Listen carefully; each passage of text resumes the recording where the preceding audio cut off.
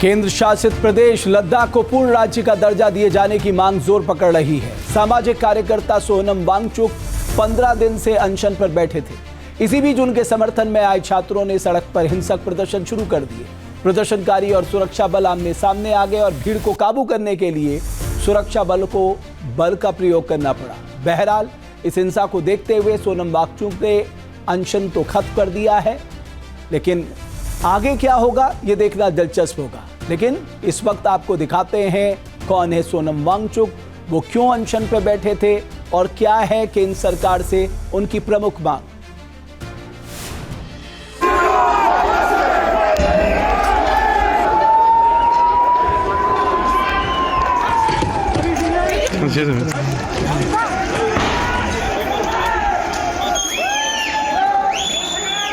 मैं पूरे देश से ये बताना चाहता हूँ कि ये रास्ता मेरा दिखाया हुआ नहीं है।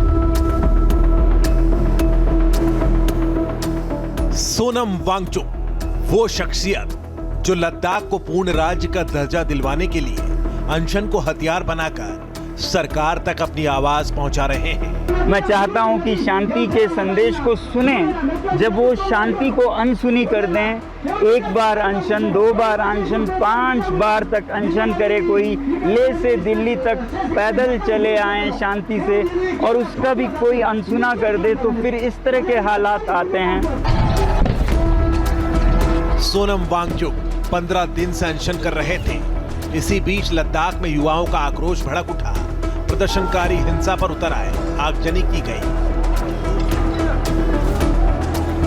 लेकिन ये सोनम वांगचुक के आंदोलन का तरीका नहीं है, इसलिए उन्होंने प्रदर्शनकारियों से शांति की अपील करते हुए अपना अनशन खत्म कर दिया।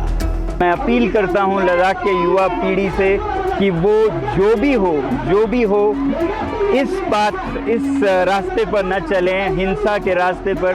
ये मेरे 5 साल के कोशिशों को नाकाम कर देता है। लद्दाख को पूर्ण राज्य बनाने के मिशन में लगे सोनम वांगचुक पेशे से इंजीनियर हैं। सोशल एक्टिविस्ट, शिक्षा सुधारक और पर्यावरण प्रेमी के रूप में उनके देश दुनिया में अपनी पहचान है। लेकिन सोनम वांगचुक सिर्फ आंदोलन और अपने इनोवेशन के लिए चर्चित नहीं है, बल्कि 2009 में आई बॉलीवुड फिल्म 3 इडियट्स में आमिर खान ने रेंचो का जो किरदार निभाया था, ये किरदार सोनम वांगचुक की असली जिंदगी पर आधारित है। इस किरदार का नाम था फुनसुक वांगडू। 3 इडियट्स फिल्म में फुनसुक वांगडू ने लद्दाख में जो अनोखा स्कूल खोला था, वो सोनम वांगचुक के स्कूल से ही प्रेरित था। Sonam Wangchuk students educational and cultural movement of Ladakh के संस्थापक निदेशक हैं, जिसकी स्थापना 1988 में की गई थी। ऐसे स्कूल में एकेडमिक नॉलेज के बजाय बच्चों में व्यवहारिक और सामाजिक गुण और स्किल्स डेवलप करने पर जोर दिया जाता है। प्रैक्टिकल साइंस नॉलेज से लेकर सामाजिक मुद्दे, पब्लिक स्पीकिंग, गार्डनिंग, पशुओं और पेड़ों का ख्याल रखना सिखाया जाता है। खास बात यह है कि इसमें फेल छात्रों को ही दाखिला मिलता है। पहले तो ये जो स्कूल हम चला रहे हैं, हम विश्वास नहीं करते हैं कि स्कूल अलग प्राइवेट हो। हम सरकारी स्कूलों में विश्वास करते हैं, मगर जब उनमें तब्दीली आने लगे, फिर भी कुछ फेल हो रहे हैं, तो ये फेलियर्स के लिए ही बना था ये स्कूल।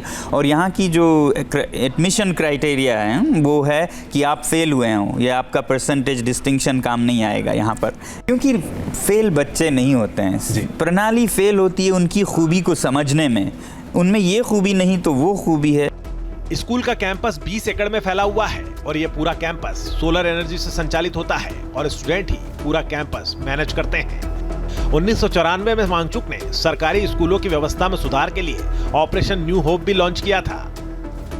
सोनम वांगचुक ने पर्यावरण को लेकर भी बहुत काम किया है। लद्दाख में ऐसे घरों का निर्माण किया गया जो सर्दी में -18 डिग्री से जूझने में कारगर साबित हुए। पर्यावरण के बहुत समस्याएं, ठंड है, तो सोलर एनर्जी से कैसे हम लोगों के घरों को गर्म कर सके। तो हम ऐसे घर बना पाए जो जब लद्दाख के सर्दियों में बाहर -15 से 20 हो, तो अंदर +15 से 20 हो, बिना एक बूंद भी तेल या लकड़ी जलाए, सिर्फ सूर्य की ऊर्जा से। पिघलते ग्लेशियर से होने वाली समस्या को देखते हुए सोनम वांगचुक ने आइस स्तूप का आविष्कार किया, जिसमें कृत्रिम ग्लेशियर बनाया जाता है और सर्दियों के पानी को इकट्ठा किया जाता है। वांगचुक ने कई आविष्कार किए हैं, जिनमें solar heated military tent, artificial glacier और SECMOL परिसर का डिजाइन शामिल है। जब बसंत ऋतु हो, स्प्रिंग में हर बूंद के लिए लोग तरसते हैं जी। फिर गर्मियों में तो ग्लेशियर्स पिघलते हैं तो बाढ़ भी आ जाती है जी। उसके बाद फिर सर्दियों में एक नदी बहती रहती है, झरने बहते रहते हैं, मगर किसी को ज़रूरत नहीं होती, खेती हो नहीं रही होती है सर्दियों में जी। तो उस वक्त जब पानी व्यर्थ जा रहा है तो उसको हम क्यों ना बर्फ के पहाड़ बनाएं, अच्छा। जो कि पिघले जब गर्मी आए जी। और जब लोगों को पानी की ज़रूरत हो। 1993 से 2005 तक वांगचुक ने लेंडेंग्स मेलोक, जो लद्दाख की एकमात्र प्रिंटिंग पत्रिका है, उसकी स्थापना की और संपादक के रूप में कार्य किया। सोनम वांगचुक कई अवार्ड हासिल कर चुके हैं। 2002 में उन्हें Ashok fellowship for social entrepreneurship award मिला था। 2008 में रियल हीरोज अवार्ड से सम्मानित किया गया था। 2016 में उन्हें रोलेक्स अवार्ड फॉर एंटरप्राइज दिया गया था। 2017 में global award for sustainable architecture मिला और 2018 में रेमन मैग्सेसे अवार्ड से नवाजा गया था। 2022 में सोनम वांगचुक को पूर्व उपराष्ट्रपति वेंकैया नायडू ने 7वें डॉक्टर पोलोस मार ग्रेगोरियस पुरस्कार से सम्मानित किया था।